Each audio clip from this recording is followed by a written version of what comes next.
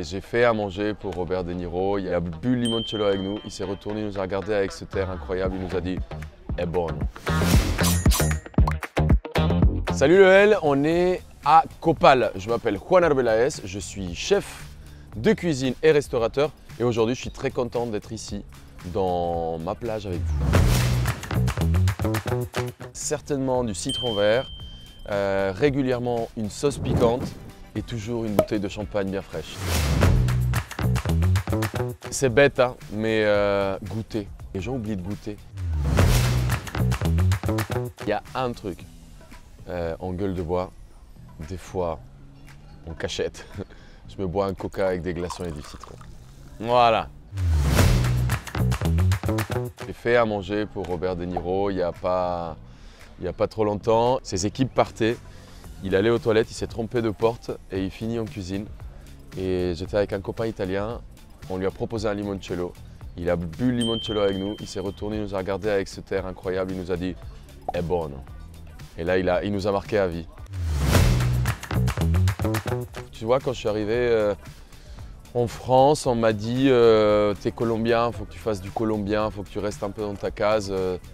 En France, on n'aime pas trop ça. Tu vois, en France, on n'aime pas les gens qui se dispersent, on n'aime pas les gens. Le japonais fait du japonais, le français fait du français, le colombien du colombien. Et moi, j'aime pas être dans une case. Je trouve que la cuisine n'a pas de frontières, la cuisine n'a pas de passeport. Elle change, elle évolue. À chaque fois que je voyage dans un pays, je reviens avec une épice, avec une technique, avec un goût, avec une odeur. Je resterai un enfant curieux toute ma vie, comme ça. Will Smith, comme on dit en France. Et je l'ai croisé dans une soirée ici, on était en train de commander un cocktail et le gars il me dit nice shoes. J'avais des Louboutins prêtés par un styliste, tu sais, qui n'était même pas à moi parce que j'avais pas les moyens de les acheter. Et je lève la tête et c'est Will Smith qui me demande d'où viennent mes chaussures, donc je lui dis Louboutin. Il me dit I love Christian Louboutin, it's a very good friend.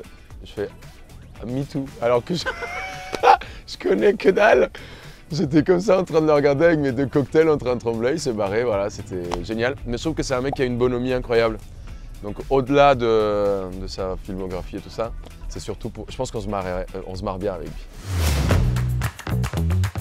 J'avais quelque chose de physique avec la papaye parce que j'avais l'impression que ça sentait un peu le vomi. Et une fois je l'ai goûté avec du citron vert par-dessus, un petit peu de sel et du piment et c'est délicieux. Donc en vrai, à partir du moment où c'est bien fait, j'aime tout. Souvent, on achète du poivre moulu, tu sais, les épices moulues en poudre. Arrêtez avec ça. Il faut savoir que l'épice, à partir du moment où elle est déjà un peu cueillie, séchée, elle commence un peu à perdre ses pouvoirs organoleptiques.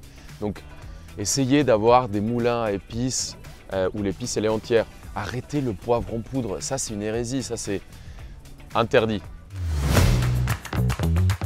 Je pourrais parier une grosse quantité d'argent sur une salade César ou un club sandwich. C'est le gâchis. Souvent quand j'arrive dans mes restos, j'ouvre pas forcément le frigo, j'ouvre les poubelles. Je vais regarder les poubelles. Et j'essaye de sensibiliser les gens à ça parce que souvent tu peux ouvrir un deuxième resto avec ce que les gens jettent. On n'a pas une image qui nous aide à cause de la drogue, le narcotrafic et tout ça. Plata plomo, Escobar, bref, toutes ces histoires. Mais il y a un produit qui nous fait briller, c'est le café. Je trouve qu'on est un des plus grands et des meilleurs producteurs de café au monde. Après, il y a les émeraudes, les bananes, il y a l'Amazonie, il y a des fruits et légumes, des couchers du soleil incroyables, il y a Carthagène, il y a Shakira, bref. Mais le café quand même.